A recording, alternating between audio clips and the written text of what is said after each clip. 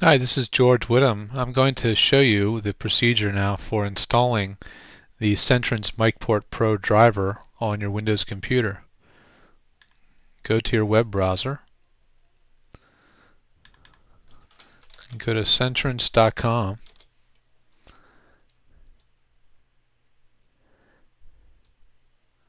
On the CEntrance website, go to Support, Downloads,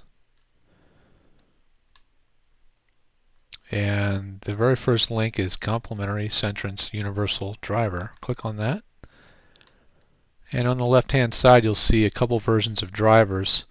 We're going to download and install version 6.1, and this computer is 32-bit. Most people are running a 32-bit Windows computer, but make sure you download the driver that's appropriate for your machine. If it's 64-bit, make sure you're using that one. So I'm going to download the 32-bit universal driver, and I'll just choose to save the file.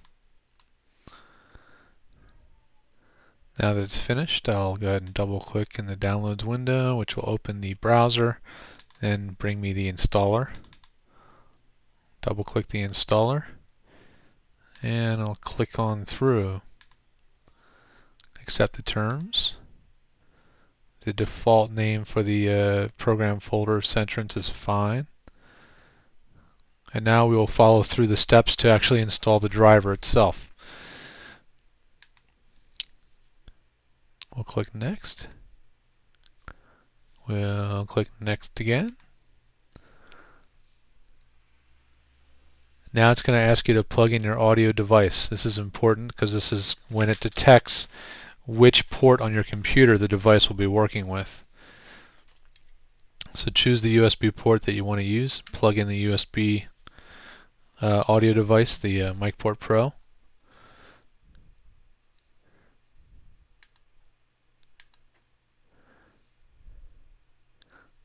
And then Windows should detect it, so I'll click Next. Setup will now install the driver.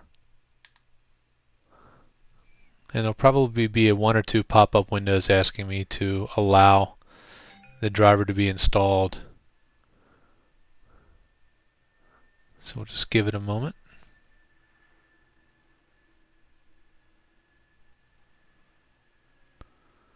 Setup successful. We'll click Finish.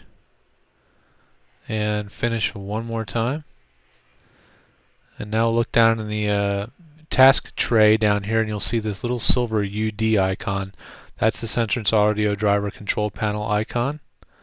We'll just double click that and open it up so you can see what's going on in this window. It's very simple. There's two controls you really need to deal with. There's sample rate and latency. Sample rate will be whatever software setting you're using in your recording program. If you're going to use say SoundForge, if you're going to record your products or projects at 48,000 hertz, then set your sample rate here to 48,000. Latency I don't really mess with unless it's necessary. I leave it at the default setting, but if your computer is a little laggy, it's feeling slow, and the audio is getting dropouts, you can increase this latency. I'm also going to lock the sample rate just to make sure that no other program tries to take control over the driver and change the sample rate and cause confusion. This way we always know it's at 48,000 hertz. Alright, now we'll configure our audio recording software to work with the MicPort. But first, let's go to the mixer panel by double clicking on the little volume speaker in the lower right hand corner. Make sure that that driver says, or that window says, it's the CEntrance playback mixer, and make sure everything's turned up all the way. These two really have no bearing, it's just the wave volume. It should be wide open. Then we'll click Properties, and there are no properties available for setting the recording, so we'll just skip over that. Just make sure that those volumes are turned up. Sometimes that throws people off. And now we'll launch SoundForge Audio Studio. We'll tell the Audio Studio software to use our MicPort for its audio interface. We'll go to Options, Preferences, click on the Audio tab, and we'll check our audio device type over here and set it to CEntrance UD ASIO. It will default to the CEntrance MicPort Pro out and in. The default setting there, 01/CEntrance, is fine. We'll click OK. And then we'll click on our Record Enable button. That'll open up the Record window dialog box.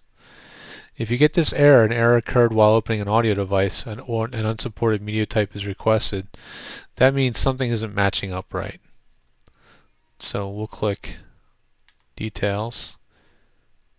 So in other words, it's saying that our CEntrance is set to 48K, but the recording software is set to 44.1. No problem. We'll just change that right now. We'll go to New. We want mono for a voiceover, 48,000.